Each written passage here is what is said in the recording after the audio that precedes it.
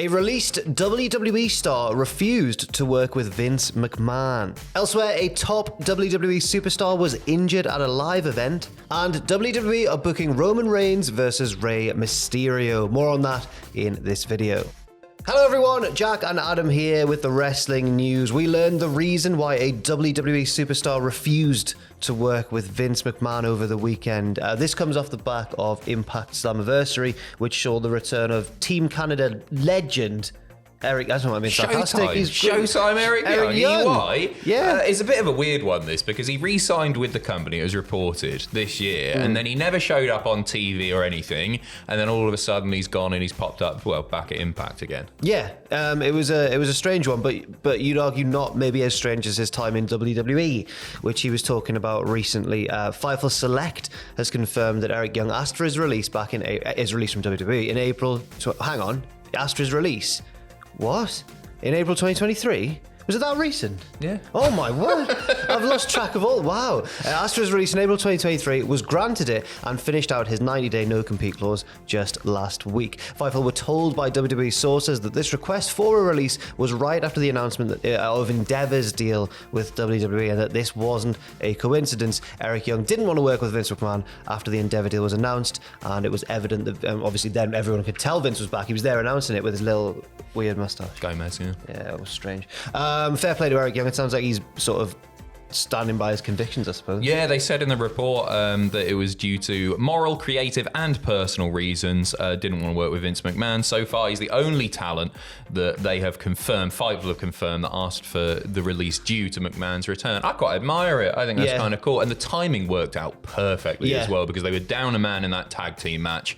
Who better than EY to take that place? Yes. Also, Fightful learned in the report that apparently there were finally creative plans to use Eric Young in the aftermath of WrestleMania, this year's WrestleMania, but those never came to fruition. That sounds like the sort of thing where they're like, "Oh, you're leaving? Well, we were going to use you." Yeah, we got something in mind. It's massive. You're going to be the world champion. Beating Roman Reigns. Yeah. I feel I would really like to see Eric Young pop back on WWE TV. His work with Sanity, I think, was fantastic, and then what a total flub it was when they got to the main roster. Yep. Like they won the first few matches, and they did that weird bit with Shane McMahon, and then they were gone. Obviously, Nikki didn't go up with them. It would have been really, really good to see him again, but you know he's going to be used well in Impact, don't you? Yeah. Because he's one of their guys. I'm surprised that it never worked out for him in WWE, just because in Impact he proved that he's one of those wrestlers who can just make anything work. He's done a whole variety of gimmicks, storylines, characters and everything, but unfortunately it was never meant to be, and I agree. I think he's in the better place for himself at the minute. Yeah, for sure, and fair play to him for standing up for us. Unfortunate news now, as a top WWE superstar was injured at a recent live event. This came during the title match between Asuka, Charlotte Flair and Bayley at last night's Sunday Stunner event in Salisbury, Maryland. It was Bayley who has probably had one of the worst kind of runs of luck with injuries I can remember on the main roster recently. Yeah, for sure. She's not having a great time of it generally at the moment, is she? No. She's lost lots and lots of matches. But yeah, I watched the footage. There's some fan footage kicking about. She charges at Asuka, sort of stumbles, falls over, starts grabbing her leg, and then the ref throws up the X. Yep. She's held backstage by WWE personnel. Yeah, it's a shame. It's a real shame. It doesn't seem too bad because there was also some fan footage that was released of her walking out of the venue unassisted. She wasn't on crutches or anything. And she's provided an update via social media as well. She has. She tweeted a picture of her leg with an ice pack placed on the knee and the caption, "I'll be all right, thanks everyone." So it does at least sound like hopefully it's a brighter outlook than it might have initially seemed from that video. PW Insider have since confirmed as well that the injury is a legitimate one, but I think just by watching the footage you can tell something's quite off. It doesn't seem like a big planned spot in a match. Oh no, it wasn't even a move or anything. She's literally just running and she stumbles. It can happen at any time, eh? Yes. Sending our best to Bayley. Absolutely. And also, speaking of injured WWE superstars, Elton Prince suffered it in one half of Pretty Deadly, of course, suffered an injury during Friday's SmackDown match in which they took on Sheamus and Ridge Holland. PW Insider has reported and confirmed that Elton Prince suffered from a separated shoulder after many fans noticed him with his arm in a sling during the SmackDown Lowdown after the show. On the past edition of Friday Night SmackDown, Pretty Deadly took on the Brawling Brutes duo of Ridge Holland and Sheamus, as I said, and this is likely where he picked up the injury. But then Ridge Holland, and I think understandably so, given the kind of unfair abuse he gets really online for what happened to Big E.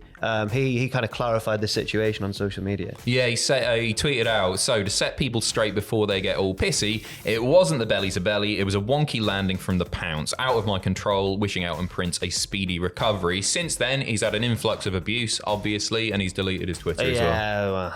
I feel really bad for him. It's just poor luck, isn't it? It's really, really poor luck. I don't think he's an unsafe worker. No. Yeah, it's not ballet. Injuries just happen. And the amount of, like, if you've clicked any of his tweets before, it's constant. He can be tweeting about anything, and it's very, very likely that some fan will pipe up and have a go at him for Big E. And you see Big E's replies as well, and they'll quite often tag Ridge Holland. I can't blame him for getting rid of it. It must be absolutely miserable. It must be exhausting, yeah. At least in some brighter news for Rey Mysterio, certainly, because WWE are going to be returning to Mexico for a 2-day tour, and he's being booked against the champ.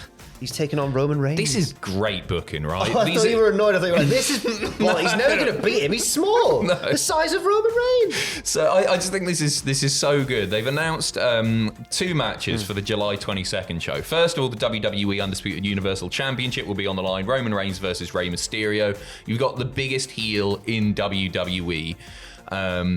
Roman Reigns taking on Rey Mysterio, the ultimate underdog. It's just classic David versus Goliath, babyface versus heel booking. The fans will be so into that. And also, speaking of biggest heels in the company, you've got Dominic Mysterio challenging Seth Rollins for the World Heavyweight Championship as well. I just think those are really, really great house show matches. Yeah, and while I assume Dominic's going to continue this trend of getting booed amazingly wherever he goes, I wonder if just the fact that he's Rey Mysterio's son might get him some support in Mexico. I don't think so, because WWE have very clearly engineered it so that Dom's the most despicable heel and Rollins is the biggest hero on the brand. And I think fans, no matter where you are, it's one of those things that fans really enjoy playing along with. Singing little songs and that. Yeah. Stupid, yeah. Yeah, I think I you know what? I don't often, obviously, watch house show matches online. Because people record them. Yeah. I want to see these. Yeah. I really, just because of the audience involved and everything, I think those are 2 really fun matches. I bet it's fun for the wrestlers. I bet they love this sort of thing. Sure. Makes me wonder, because I think one of the most noticeable changes there's been since Triple H came more to the fore and Vince faded more into the background creatively. Obviously, Vince isn't totally gone in terms of influence, but it's certainly more of a Triple H product day to day, it seems.